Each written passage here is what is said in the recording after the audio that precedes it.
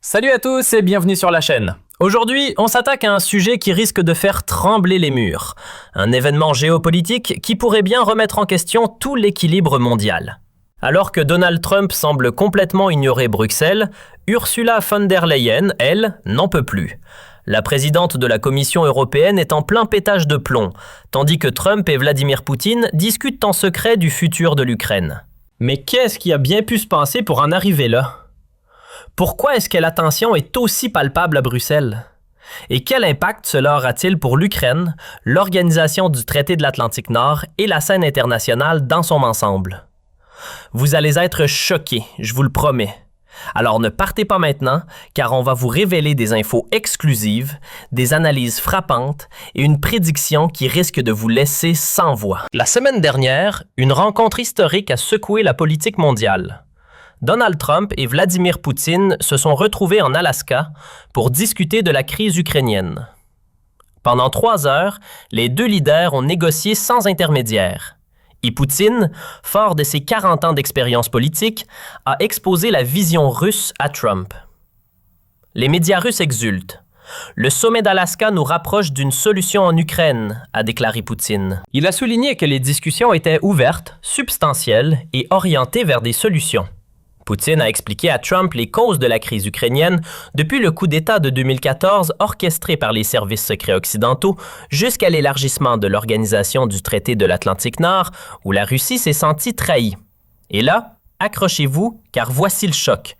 Poutine a posé des exigences territoriales claires. L'Ukraine doit se retirer complètement de la région de Donetsk, tandis que la Russie conserverait les parties contrôlées de Zaporijia et Kherson. Pas de cessez-le-feu, mais une fin immédiate de la guerre. C'est le deal de Poutine. Mais pendant que Trump et Poutine mettent carte sur table, l'Union européenne bout de colère.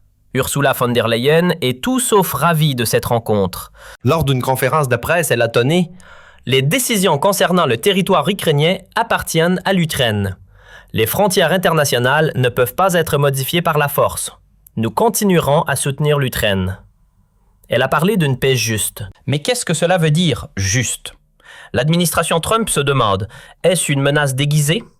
Von der Leyen est-elle en train de dire, non, nous ne voulons pas arrêter la guerre? La Russie est une puissance mondiale, et si l'Union européenne s'obstine à exiger une paix juste, le conflit durera encore 10 ans sans rien changer.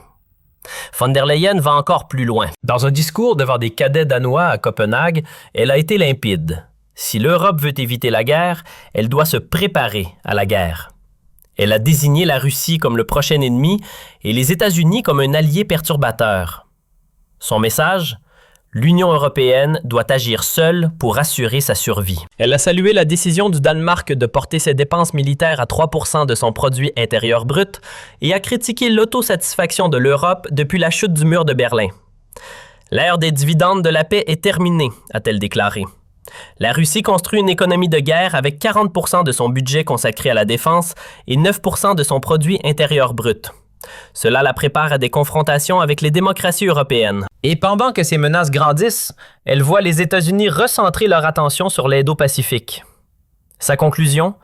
L'Europe doit s'armer, façonner un nouvel ordre international. Mais le véritable coup de tonnerre est survenu après le sommet d'Alaska.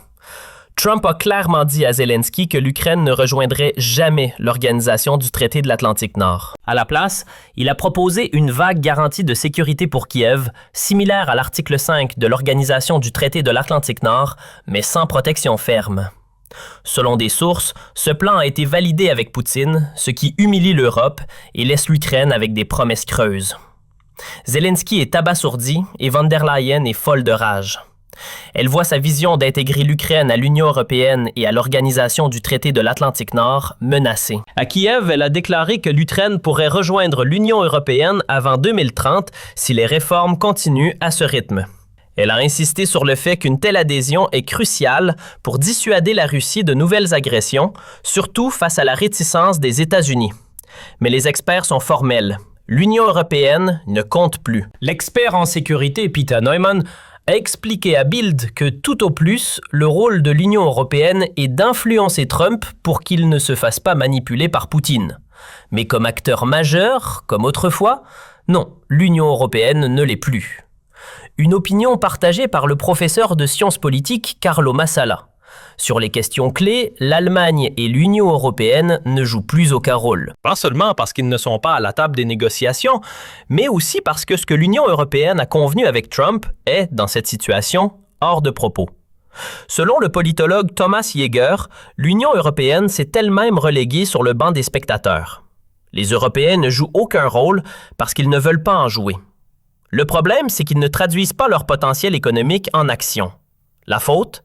Les désaccords entre les États membres. Viktor Orban et Robert Fico, eux, ont compris ce que beaucoup à Bruxelles et Berlin refusent encore d'admettre.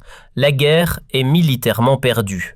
Les deux chefs de gouvernement disent tout haut ce que tout le monde pense tout bas. L'Ukraine ne peut pas battre la Russie.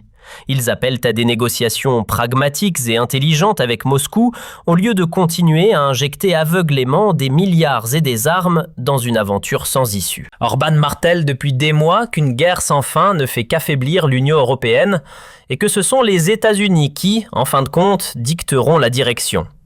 Fico, lui, avertit que les citoyens souffrent de l'inflation, des prix de l'énergie et d'une guerre interminable pendant que l'élite politique de Bruxelles se contente de slogans de résistance. La vérité, c'est que chaque jour sans négociation signifie plus de morts, plus de villes détruites et une fracture encore plus profonde entre l'Est et l'Ouest.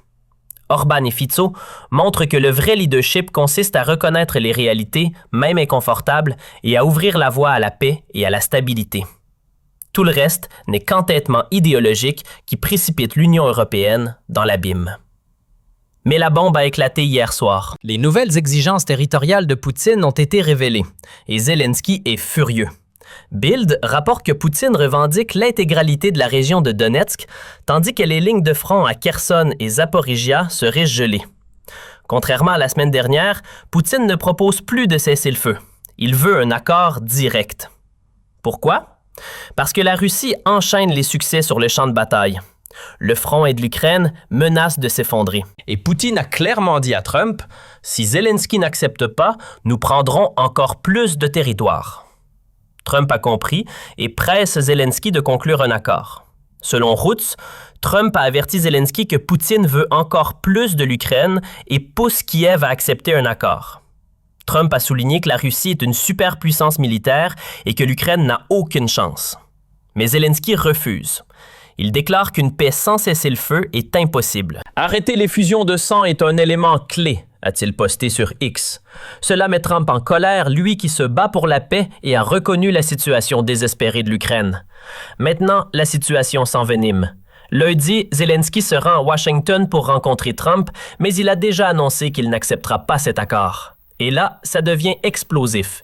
Trump a déjà expulsé Zelensky de la Maison-Blanche par le passé pour son intransigeance. Cette fois, des dirigeants européens comme von der Leyen l'accompagnent pour le protéger. Axios rapporte que l'appel entre Trump et Zelensky n'a pas été simple. L'Union européenne veut éviter que Zelensky ne capitule. Et maintenant, ma prédiction? Lundi, ça va exploser à la Maison-Blanche.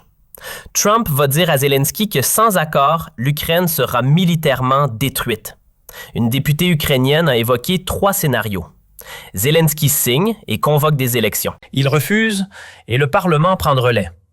Un coup d'État militaire mène à un gouvernement de transition qui signe l'accord. Je pense que, soutenu par les dirigeants européens, Zelensky bloquera l'accord, ce qui mènera au scénario 2 ou 3. Il est possible que Zelensky ne rentre pas sain et sauf chez lui et finisse en exil à Londres. Qu'en pensez-vous? Quel scénario va se réaliser? Dites-le nous dans les commentaires. Merci d'avoir regardé cette vidéo. Si elle vous a plu, mettez un pouce bleu, partagez-la avec vos amis et abonnez-vous pour plus de contenu explosif. À la prochaine, restez connectés.